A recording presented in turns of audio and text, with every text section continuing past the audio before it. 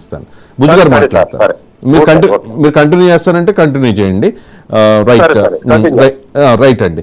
ఇక్కడ పోసాని కృష్ణమురళి, బుజ్జి గారు నమస్కారం.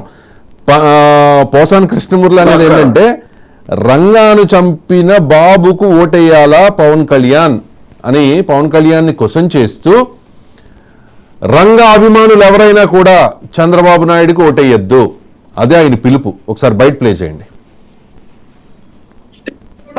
కాపుల్ని రౌడీలు అన్నాడు చంద్రబాబు, కాపుల్ని గుండాలన్నాడు. మరి ఎందుకు ఓటేయాలి?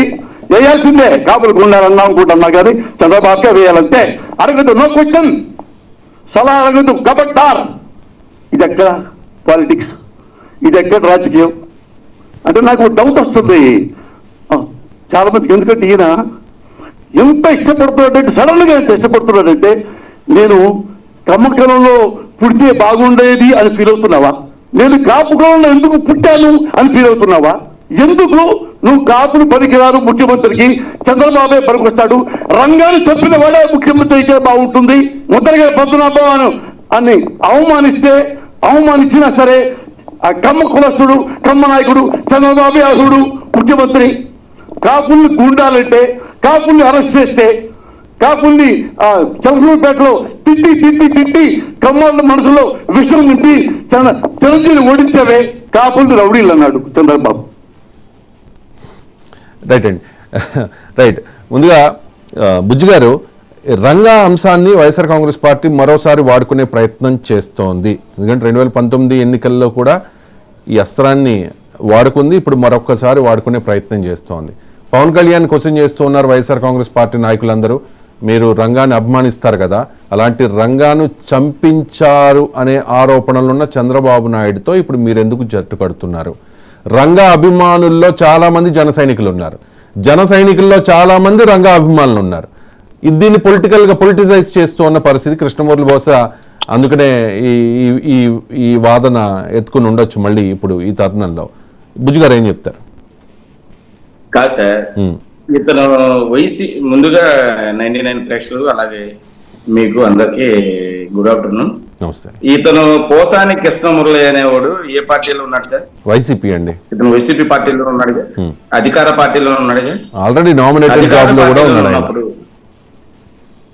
అవును కదా, నామినేటెడ్ చైర్మన్ గా కూడా ఉన్నాడు కదా.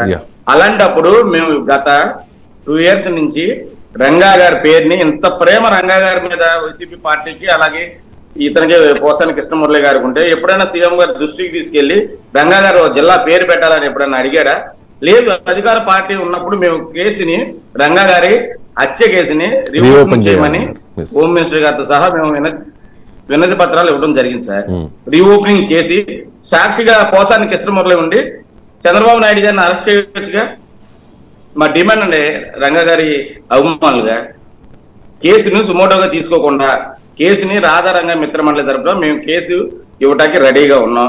వైఎస్ఆర్ కాంగ్రెస్ పార్టీ ఆ కేసుని తీసుకుని సాక్ష్యంగా పోసాని కృష్ణమురళి గారిని పెట్టి చంద్రబాబు నాయుడు గారిని అరెస్ట్ చేయించగలిగిన దమ్ము, ధైర్యం ఈ పోసాని కృష్ణమురళి ఏమైనా ఉందేమో ఒకసారి మేము రంగా గారి అభిమానులుగా పోసాని కృష్ణమురళిని డిమాండ్ చేస్తున్నాం.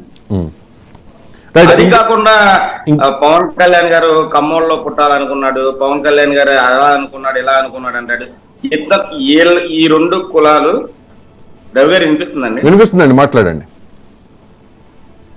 ఈ 2 కులాలు ఎంత దౌర్భాగ్యమైన పరిస్థితి అంటే, నేను చాలాసార్లు చెప్పాను సార్, టీడీపీ అధికారంలో ఉన్నప్పుడు కడప జిల్లాకి వైఎస్ఆర్ కడప జిల్లా అని పేరు పెడతారు. వైఎస్ఆర్ కాంగ్రెస్ పార్టీ అధికారంలోకి వస్తే ఎన్టీఆర్ కృష్ణా జిల్లా అని వాళ్ళ పేరు వీళ్ళు పెడతారు. ఎవడు ఒకడికొకడు పేరు అడిగి పెట్టుకున్నాయి కాదు. ఎంత దుర్మార్గం అంటే, ఈ 2 కులాలు బడుగు బలహీన వర్గాల్ని, అలాగే ఎస్సీ ఎస్టీ బీసీ మైనారిటీ వర్గాల్ని అనగదొక్కే పనిలో ఈ 2 కులాలు ఉన్నాయి. కాబట్టి నేను చెప్పేది ఏంటంటే, అందరూ ఇవాళ ప్రజలు బడుగు బలహీన వర్గాలు, అలా బీసీలు ఎస్సీలు మైనారిటీలు అందరూ ఎదురు చూస్తున్నారు. ఎందుకనంటే ఈ 2 సామాజిక వర్గాలు అధికారంలో లేకుండా వేరే పార్టీ అధికారంలో రావాలి, వేరే వాళ్ళు అధికారంలో ఉంటే అందరికీ మంచి జరుగుద్దనే ఆశయంతో ఇవాళ రాష్ట్ర ప్రజలందరూ ఉన్నారు. ఎందుకంటే అతివరకు లాగా ఈ రోజు ఎవరు తెలుసుకోలేనంత అమాయకులు అయితే కాదు సార్. రైట్ అండి. ఆయన ఇచ్చిన పిలుపు ఏంటంటే, నాకు అడుగుతాను మిమ్మల్ని ఒకటి, ఇప్పుడు ఆంధ్రప్రదేశ్లో రంగా అభిమానులు ఎంతమంది ఉంటారండి?